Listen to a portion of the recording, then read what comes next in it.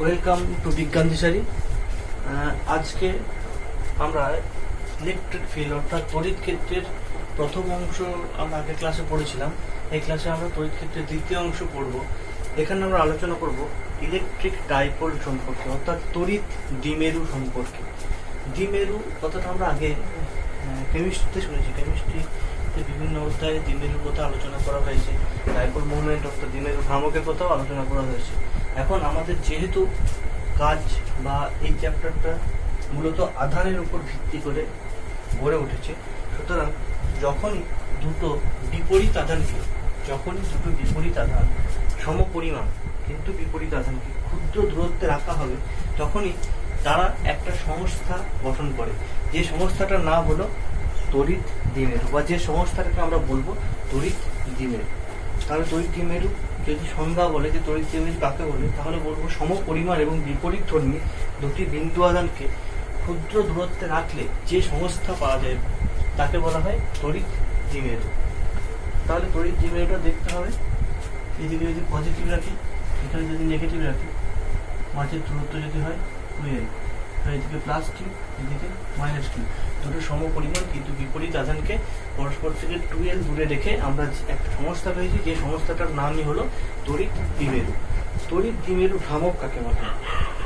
তড়িৎ দ্বিমেরু ভ্রামক হলো তড়িৎ দ্বিমেরুর যে কোনো একটি আধানের পরিমাণ, তড়িৎ দ্বিমেরুর যে কোনো একটি আধানের পরিমাণ এবং তাদের মধ্যবর্তী দূরত্বের গুণফলকে বলা হয় দ্বিমেরু ভ্রামক। দ্বিমেরু ভ্রামক হলো একটা ভেক্টর কোয়ান্টিটি, যার একটা নির্দিষ্ট দিক আছে এবং সেই নির্দিষ্ট দিকটা হচ্ছে ঋণাত্মক থেকে ধনাত্মকের দিকে। তাহলে এখানে আমরা যদি বলি দ্বিমেরু ভ্রামককে আমরা পি দিয়ে ডিনোট করি। দ্বিমেরু ভ্রামককে আমরা পি দিয়ে ডিনোট করি। পি ইজ ইকুয়াল টু হয়ে যায় কিউ ইন্টু 2l। এই হলো আমাদের দ্বিমেরু ভ্রামক। এর যদি ভেক্টর রূপের কথা বলি, তাহলে পি ভেক্টর হয়, এল ভেক্টর হয়, কিউ ভেক্টর কোয়ান্টিটি নয়। সুতরাং এই হলো আমাদের দ্বিমেরু ভ্রামক। এর একক হবে তাহলে কি? এর এসআই একক হবে কুলম্ব মিটার, এসআইতে সিজিএসে হবে স্ট্যাট কুলম্ব, সেন্টিমিটার হবে সিজিএস, আর মাত্রা হবে কিউ এর মাত্রা ইন্টু লেন্থের মাত্রা, that mean L T I. এই হচ্ছে দ্বিমেরু ভ্রামকের মাত্রা। আর ডাইরেকশন সবসময় হয় নেগেটিভ থেকে পজিটিভের দিকে, এর দিক। কার দিক? দ্বিমেরু ভ্রামকের দিক। অর্থাৎ দ্বিমেরু ভ্রামক হলো একটা ভেক্টর রাশি। এবার আমরা বিভিন্ন কেস করব এই দ্বিমেরু ভ্রামকের জন্য। দ্বিমেরু ভ্রামকে যেহেতু ধনাত্মক এবং ঋণাত্মক আধান বর্তমান, সুতরাং এর থেকে এই দ্বিমেরু ভ্রামক থেকে কিছু দূরে কোনো একটা যদি টেস্ট চার্জ, অর্থাৎ টেস্ট চার্জটাকে আমরা সবসময় একটা কথা বলবো, টেস্ট চার্জ মানে যাকে রেখে আমরা বিভিন্ন পরীক্ষা নিরীক্ষাগুলো করবো, সেগুলো সবসময় ধরা হয় একক ধনাত্মক আধানকে সবসময় আমরা টেস্ট চার্জ বলে থাকি। তাহলে একটা টেস্ট চার্জ যদি কোনো বিন্দুতে রাখা হয়, তখন সেক্ষেত্রে সেই বিন্দুতে ইলেকট্রিক ফিল্ড অর্থাৎ তড়িৎ ক্ষেত্রের প্রাবল্যের মান কত হবে সেটাই আমরা নির্ণয় করব। তাহলে এখানে আমরা তড়িৎ দ্বিমেরু ভ্রামকের ক্ষেত্রে বা তড়িৎ দ্বিমেরুর ক্ষেত্রে আমরা 3 রকম ভাবে রাখতে পারবো পয়েন্টে। প্রথম যেটা রাখবো সেটা হলো, দ্বিমেরুর অক্ষের ওপর কোনো বিন্দুতে, দ্বিমেরুর অক্ষের ওপর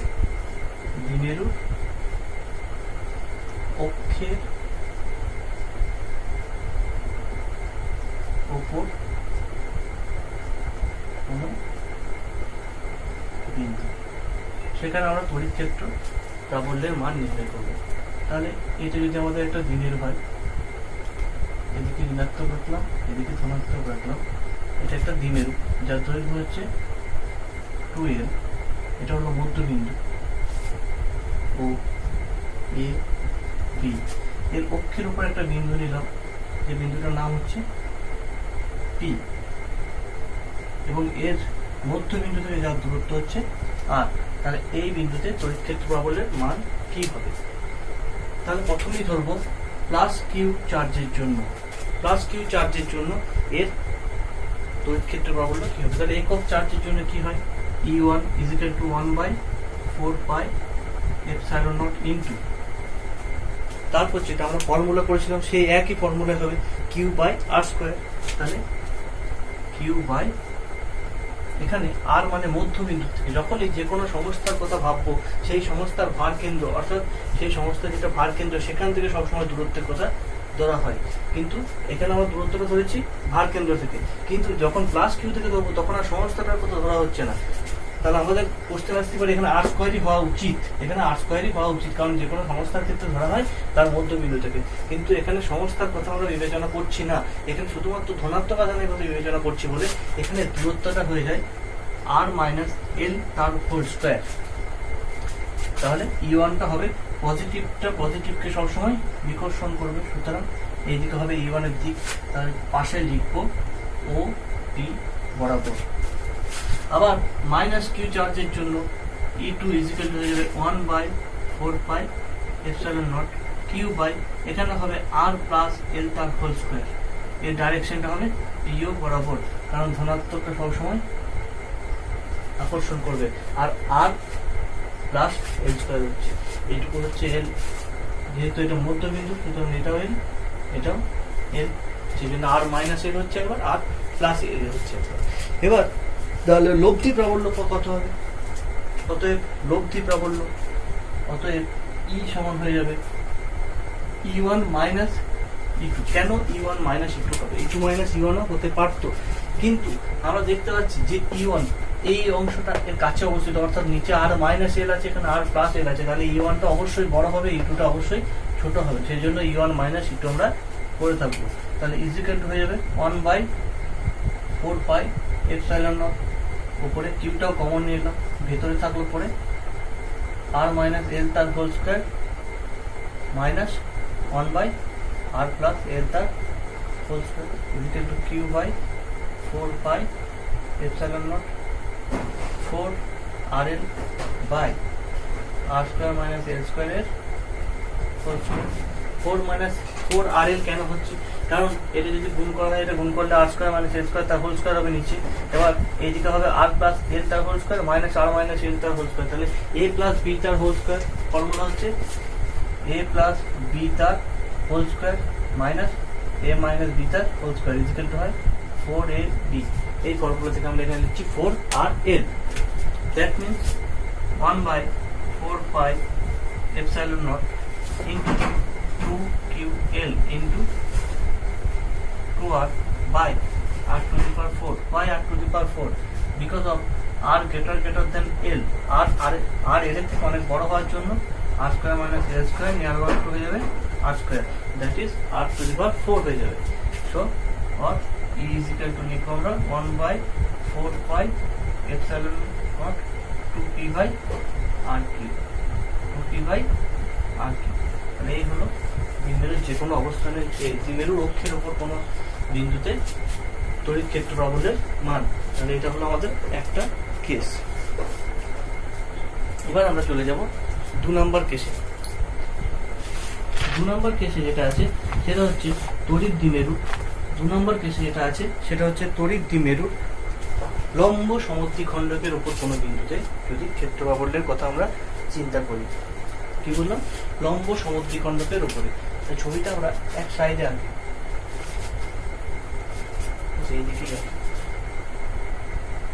এখানে একটা, তাহলে এইদিকে আমরা ধরেছিলাম মাইনাস কিউ, এদিকে ধরলাম প্লাস কিউ, মোট দূরত্ব হচ্ছে 2l, মোট দূরত্ব হচ্ছে 2l। তাহলে এখন মধ্যবিন্দু হচ্ছে এটা, ও হচ্ছে মধ্যবিন্দু, তাহলে এখান থেকে আর দূরে যদি আমি একটা পয়েন্ট কল্পনা করি, আর দূরে একটা পয়েন্ট কল্পনা করলাম যেটার নাম হচ্ছে পি, তাহলে এখান থেকে প্লাস কিউ আধানের জন্য এখান থেকে একটা এই পয়েন্টটা এ, এই পয়েন্টটা এই প্লাস কিউ আধানের জন্য একটা যাবে যেটা হচ্ছে এই দিক বরাবর, আর মাইনাস কিউ আধানের জন্য একটা যেটা হচ্ছে এই দিক বরাবর। এগুলো যদি থিটা হয়, তাহলে এই যে দুটো আছে E1 আর E2, এদের একটা উপাংশ পাবো। একটা উপাংশ হবে এদিকে, E1 এর উপাংশ এই দুটো হবে, এদিকে হবে E1 সাইন থিটা, যেহেতু এটা থিটা, এটাও থিটা, আর এদিকে হবে E1 cos থিটা। আবার এর জন্য হবে এইদিকে হবে E2 সাইন থিটা, আর এদিকে হবে E2 cos থিটা।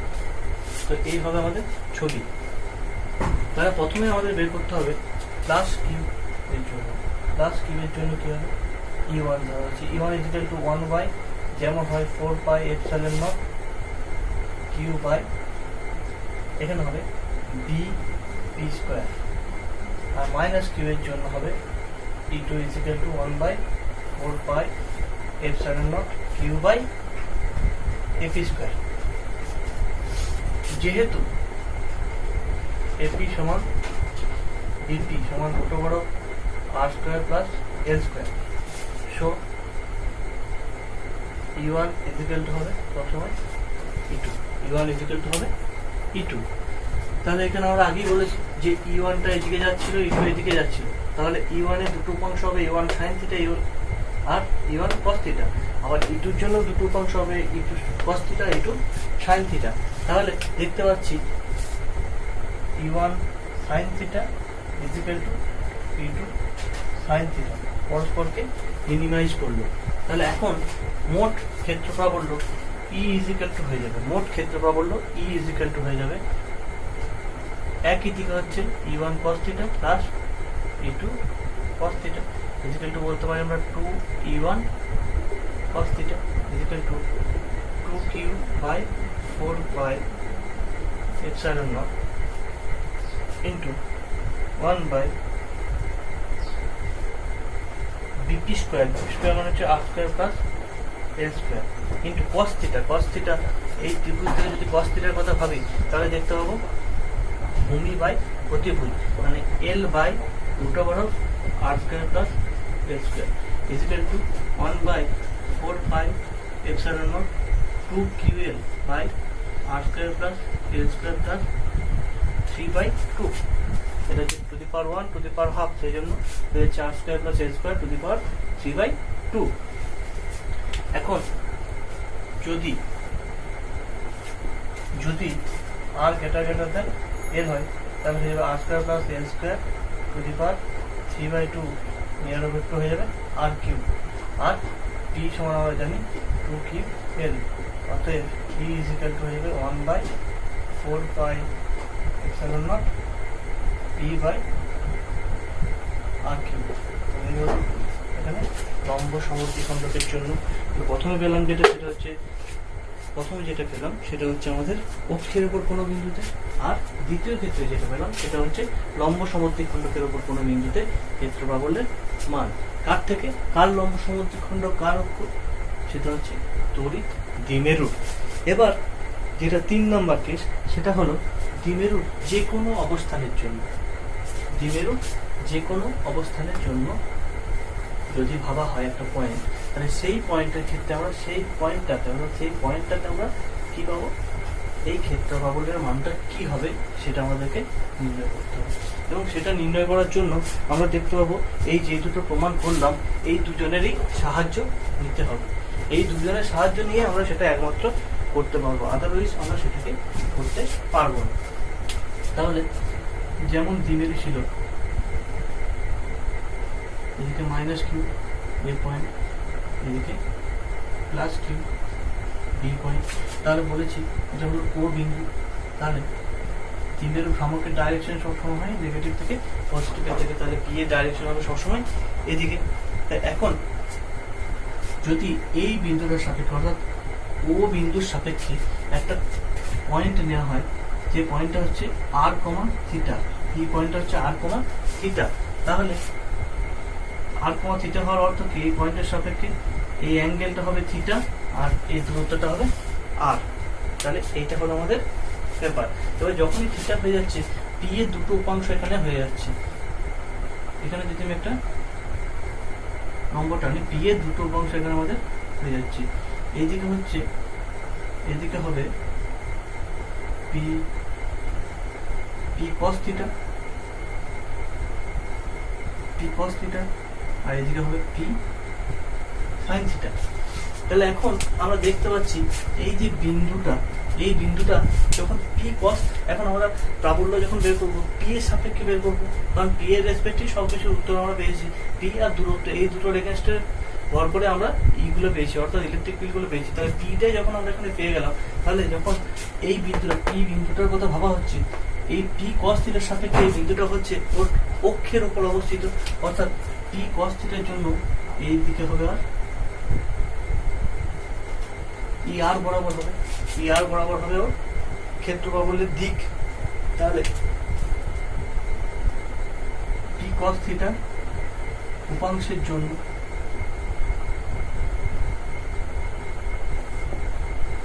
ই আর ইজিক্যাল টু হবে 1/4πε0। আমরা প্রথমে যেটা করেছি সেটা করেছিলাম পি, যখন পি বিন্দুটা অক্ষের উপর অবস্থিত ছিল, তাহলে অক্ষের উপর যখন অবস্থিত ছিল তখন আমরা যে প্রমাণটা পেয়েছিলাম, অর্থাৎ ই সমান পেয়েছিলাম 1/4πε0 2p/r3। তাহলে এখানেও হবে ওই একই ফর্মুলা, শুধুমাত্র হবে 2p এর জায়গায় 2p cos theta by r3। আবার p sin থিটা উপাংশের জন্য p sin থিটা উপাংশের জন্য পি বিন্দুটা দেখতে পাচ্ছি আমরা, পি sin থিটা উপাংশের জন্য পি বিন্দুটা মনে হচ্ছে লম্ব সমদ্বিখণ্ডকের উপর আছে। তাহলে এর ক্ষেত্রে আমাদের এদিকে হবে ইলেকট্রিক ফিল্ড ই থিটা আর ই আর, আর ই থিটা ইজিক্যাল হয়ে যাবে 1/4πε0। ওইদিকে করা আছে, দেখো ই সমান বেরিয়েছে p/r3, তাহলে এখানে হবে p sin theta by r3। তাহলে এদের মধ্যে এদের লব্ধি প্রাবল্যটা হচ্ছে আমাদের এর জন্য প্রাবল্য, তার লব্ধি প্রাবল্যটা সবসময় হবে এদিক বরাবর ই, যেটা 5। তাহলে অতএব ই ইজিক্যাল টু হয়ে যাবে √e r² plus E theta square is equal to 1 square করে দিলে 1/4πε0 বেরিয়ে যাবে, p/r3 বেরিয়ে যাবে, ভেতরে পড়ে থাকবে 2 cos স্কয়ার থিটা তার whole square plus sin square theta is equal to p/4πε0 r3 4 cos square theta plus sin square theta. একটা cos square theta sin square থেকে থিটার সাথে মিনিমাইজ হয়ে যাবে 1, তাহলে পড়ে থাকবে 3টে cos square theta into p/r3 3 cos square theta plus 1। তাহলে এই হলো আমাদের এখানে ই এর মান। তাহলে এখান থেকে আমরা পেলাম যে কোনো অবস্থানের কথা ভাবলে। এবার 1 নম্বর কেস, যদি থিটার মানটা 90 ডিগ্রি হয় তখন হয়ে যাবে, তখন cos থিটা সমান 0 হয়ে যাবে। তাহলে ই ইজিক্যাল হয়ে যাবে 1/4πε0 p/r3। আবার থিটা ইজিক্যাল টু 0 ডিগ্রি হলে হয়ে যাবে E equal to 1/4πε0 into p/r3 √3 plus 1, that means 4 equal to 1/4πε0 2p/r3। তখন হয়ে যাবে অক্ষ অবস্থানে, আর অন্য কেসটা হয়ে যাবে প্রান্ত অবস্থানে। তাহলে এই হলো আমাদের 3টে কেস, যে কোনো অবস্থানে, অক্ষের উপর আর লম্ব সমদ্বিখণ্ডকের উপর। তাহলে এই 3টে জিনিস আমাদের পরীক্ষার জন্য ইম্পর্টেন্ট। হয়তো 3টে জিনিস তো পরীক্ষায় একসাথে পড়তে পারে না, একটা হয়তো তোমার পরীক্ষাতে আসতে পারে। তাহলে এই জিনিসগুলো আমাদেরকে ভালো করে শিখতে হবে। এবং সব থেকে বড় কথা হচ্ছে এই লাস্টে যেটা করলাম, লাস্টে একটা জানা থাকলে আমরা প্রান্ত অবস্থানে এবং লম্ব সমদ্বিখণ্ডকের অবস্থানে, অর্থাৎ লম্ব অবস্থানে 2 জায়গায় আমরা বের করতে পারছি। 3 নাম্বারটা যদি আমরা জানতে পারি, কারণ 3 নাম্বারটা আসছে ওই দুটোকে অ্যাপ্লাই করে, সেই জন্য 3 নাম্বার থেকে আবার ওই দুটোকে আমরা ফিরে পেতে পারি। তো এরপর যেটা আছে, এই দ্বিমেরুকে যদি একটা তড়িৎ ক্ষেত্রে রেখে দেওয়া হয়, তাহলে সেক্ষেত্রে কি করবে? সেক্ষেত্রে দ্বিমেরু অর্থাৎ এর দুটো মেরু আছে, একটা হচ্ছে পজিটিভ, একটা হচ্ছে নেগেটিভ। দুটো মেরু থাকার জন্য কি হবে? এক্ষেত্রে আমরা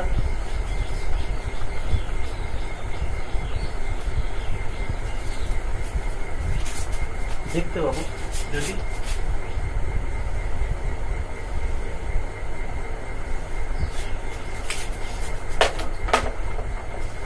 যদি এরকম একটা তড়িৎ ক্ষেত্র থাকে, এরকম একটা তড়িৎ ক্ষেত্র, সুষম তড়িৎ ক্ষেত্র ই বর্তমান থাকলে,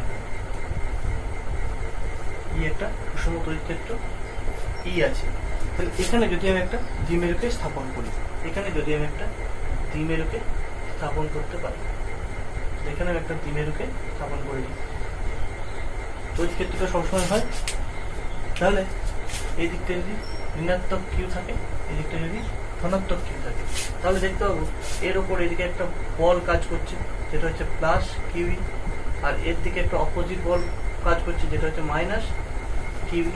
তাহলে দুদিকে দুটো বল আমাদের সমান কিন্তু বিপরীতমুখী দুটো বল কাজ করবে। সুতরাং সেই জন্য আমরা কি করতে পারবো?